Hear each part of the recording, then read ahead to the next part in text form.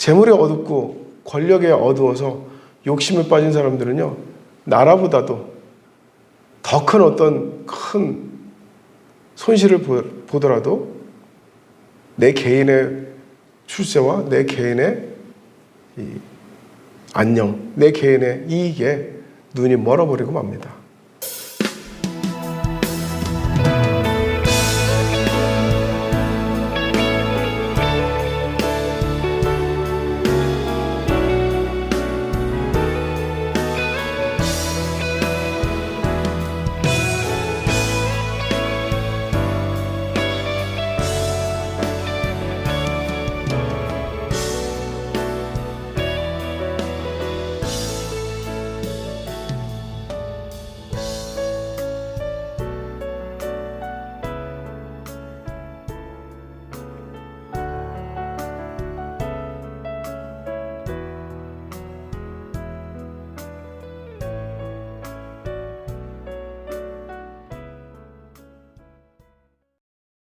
사울과 다윗이 지금 어떤 상태에 있다는 것을 알고 있으면서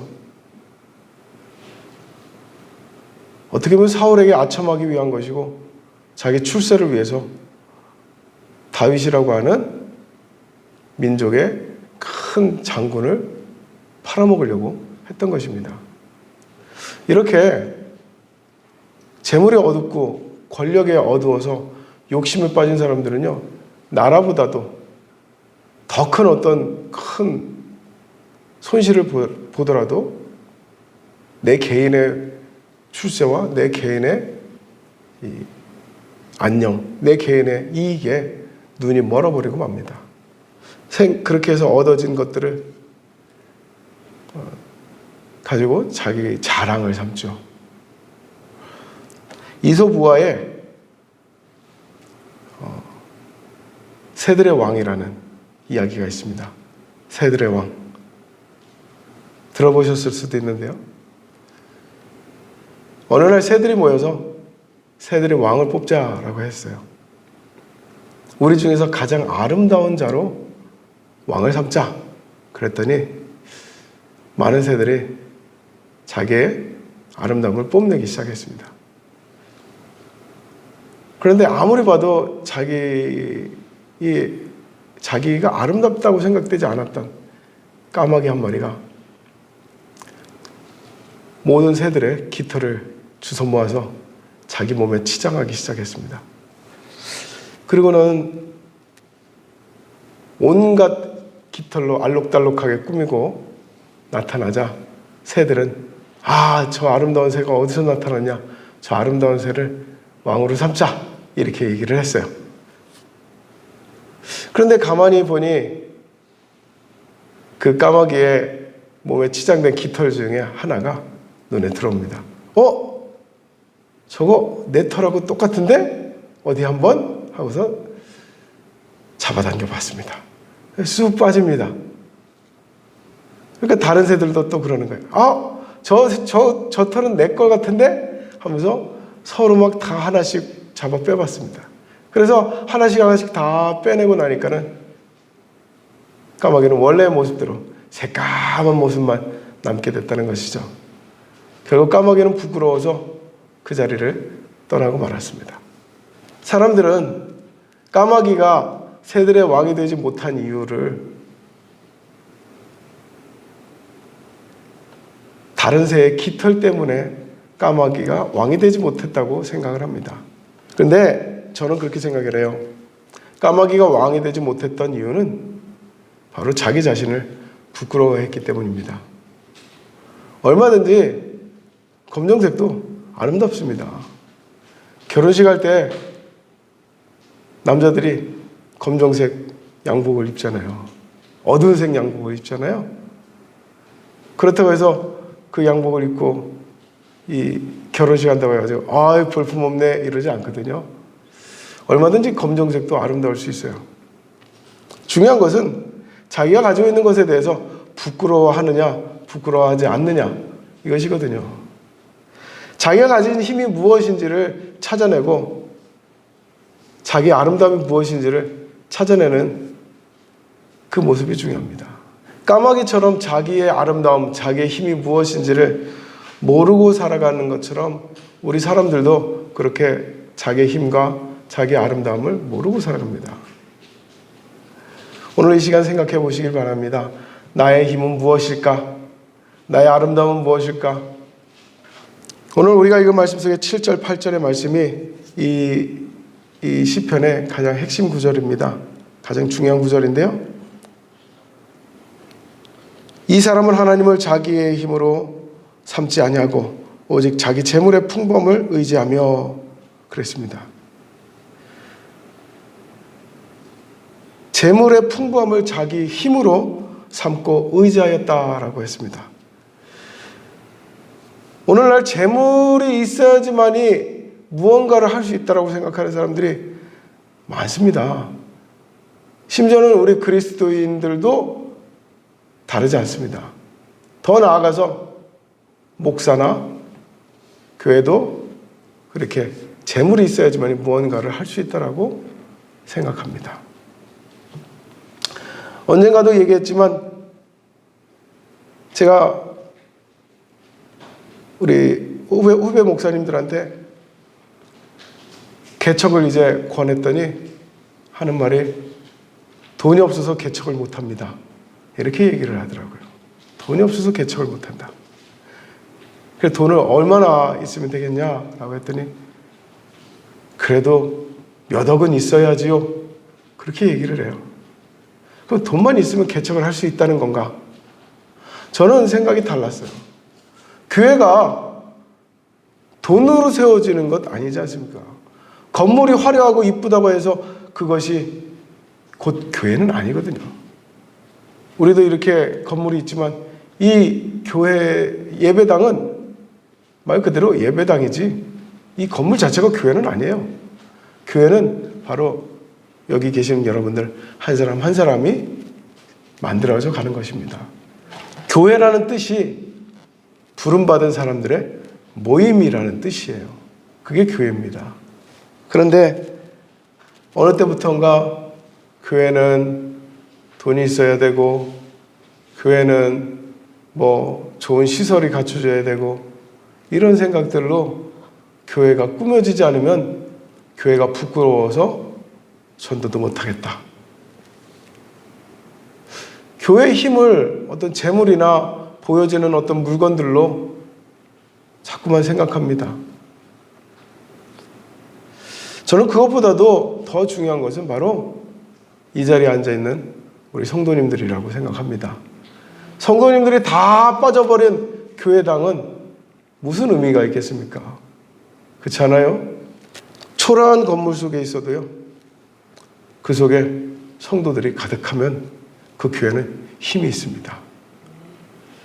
그러나 아무리 큰 건물에 있어도 그 속에 성도가 없으면 그 교회는 아무것도 할 수 없습니다. 돈이 있어야 할 수 있는 게 아니고요. 성도들이 있어야 할 수 있는 거예요. 우리의 믿음이 있어야 할 수 있는 겁니다. 제가 듣기로는 이 예배당을 지을 때 지원이 이렇게 리모델링이 되어 있지만 이 예배당을 지을 때 우리 성도님들의 많은 믿음이 함께했다고 들었습니다. 거기에는 여기 계신 여러분들도 여러분 중에서도 있습니다. 그래서 아무것도 가진 것도 없는데 오직 믿음만 가지고 할 수 있다, 될 수 있다 이렇게 해가지고 사실 이 건물을 지을 만한 돈이 있어서 지은 것이 아니라 짓기 시작하면서 여기에 재물이 더해졌다라고 하는 말씀을 들었습니다. 하나님의 일은요, 결코 돈으로 할 수 있는 것이 아니에요. 돈은 하나님께서 공급해 주신다 하는 믿음으로 하는 것이죠. 그래서 로마서에서는 뭐라고 합니까? 오직 의인은 무엇으로 산다? 무엇으로 산다? 믿음으로 산다 라고 말씀하고 있는 것입니다. 예. 의인이 누굽니까? 하나님을 믿는 자, 그리스도인들, 그리스도로 거듭난 사람들, 바로 이 사람들이 의인입니다. 다시 말하면 그리스도인들이 사는 길은 재물이 아니고 권력이 아니고 명예가 아니고 오직 믿음으로 사는 줄 믿습니다. 이것이 바로 우리의 힘입니다. 8절에 말합니다. 그러나 나는 하나님의 집에 있는 푸른 감람나무 같으며 하나님의 인자하심을 영원히 의지하리로다 그랬습니다. 우리가 하나님을 나의 힘으로 삼을 수 있는 이유는 하나님께서 우리를 박대하지 않을 것이기 때문입니다. 우리를 외면하지 않을 것을 믿기 때문입니다. 세상은 권세가들을 존중합니다. 재물이 있는 사람을 존중합니다. 뭔가 능력 있는 사람을 존중합니다. 얼마 전에 한 친구가 미국에 이민을 가려고 한다 그러더라고요. 이민을 가고 싶다 그래요. 그래서 제가 물었습니다. 돈이 있어? 그랬어요. 그랬더니 돈 없어. 그러면 자네의 능력으로 미국에서 초청하는 회사가 있었어?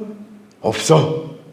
그럼 뭘로 가려고 그래? 그랬거든요. 왜 그러냐면 미국이라는 나라가요, 믿음으로 세워진 나라지만 지금은요, 재물의 정점에 있는 나라가 되었습니다. 그래서 이민자를 받는데 그냥 받는 게 아니고요, 돈이 있는 사람을 받습니다. 그래서 지금은 이제 비즈니스 이민, 이코노믹 이민, 그래가지고 돈이 있는 사람들, 뭔가 사업을 하려고 하는 사람, 뭔가 능력이 탁월한 사람, 그런 사람들을 중심으로 이민을 받아줘요. 아무나 온다고 받아주지 않아요. 과거에는 그냥 일하러 왔습니다 그러면 다 받아줬어요.